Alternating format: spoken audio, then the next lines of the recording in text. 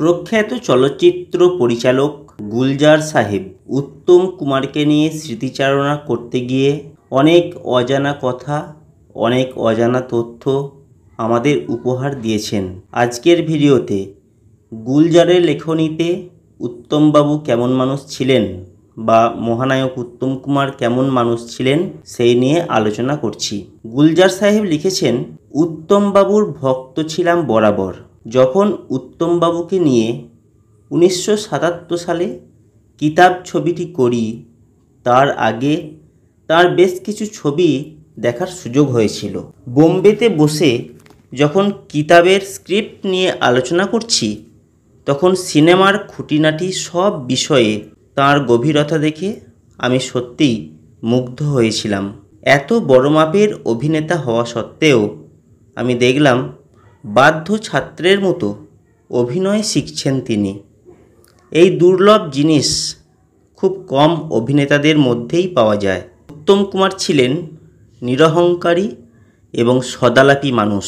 যদিও আমরা একটি মাত্র ছবিতে, কিতাব ছবিতে একবারই মাত্র কাজ করেছিলাম, এবং তাও অত্যন্ত অল্প সময়ের জন্য। তা হলেও আমাদের দুজনের সম্পর্কটা বেশ উষ্ণ ছিল।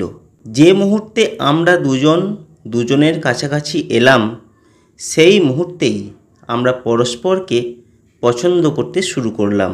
আমি উত্তমকে বলতাম, আপনার হাসি হলো পৃথিবীর অন্যতম সুন্দর হাসি। তার ব্যক্তিত্ব ছিল আকর্ষণীয়।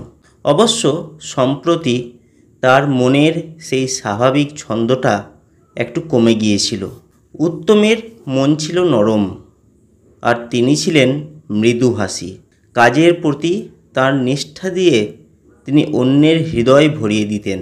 কিতাব ছবির শুটিংয়ের সময়ে তিনি নির্দিষ্ট সময়ে ঠিকঠাক মেকআপ নিয়ে শটের জন্য প্রস্তুত হয়ে চলে আসতেন। সামান্যতম চেষ্টাতেই শটটি দিয়ে ধীরে সুস্থে তিনি আবার মেকআপ রুমে ফিরে যেতেন। এমনভাবে গোটা ব্যাপারটা ঘটত যে উনি যে একজন এত বড় স্টার তা বুঝতে পারা যেত না। নিখুঁতভাবে সময় মেনে চলতেন।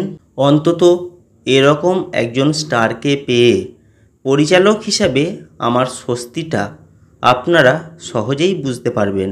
আমি যে বাংলা বুঝতে ও বলতে পারি, সম্ভবত এই কারণেই আমাদের মধ্যে একটা পারস্পরিক উষ্ণতা এবং শ্রদ্ধা গড়ে উঠেছিল। জয়া চক্রবর্তীর প্রযোজনায় এবং আমার পরিচালনায় হেমা এবং উত্তম কুমারকে নিয়ে একটি ছবি করার প্রস্তাব ছিল, কিন্তু তা আর হয়ে উঠল না। শ্রীমতী চক্রবর্তীর তার অন্য ছবি নিয়ে ব্যস্ত থাকা এর অন্যতম কারণ। এক চমৎকার মানুষ, একজন দুর্দান্ত অভিনেতা ছিলেন উত্তম কুমার। দুঃখের বিষয়, এমন একটা সময়ে তাকে চলে যেতে হলো যখন তার আদৌ চলে যাবার বয়স হয়নি। উত্তমের মৃত্যু আমাকে গভীরভাবে শোকাহত করেছে। যদিও পেশার দিক থেকে আমরা অল্প সময়ের জন্য কাছাকাছি এসেছিলাম। আমি অনেকের সঙ্গে কাজ করেছি, কিন্তু উত্তম কুমার আর সঞ্জীব কুমারের মধ্যে খুব মিল খুঁজে পেয়েছি। দুজনেই অসামান্য অভিনেতা, অসামান্য রেঞ্জ তাদের অভিনয়ের। আর সিনেমা সম্পর্কে উত্তমবাবুর জ্ঞান ছিল দুর্দান্ত। সারা দুনিয়ার ছবির খবর রাখতেন তিনি। বিখ্যাত সব ইংরাজি ছবি দেখতেন, বিচার করতেন।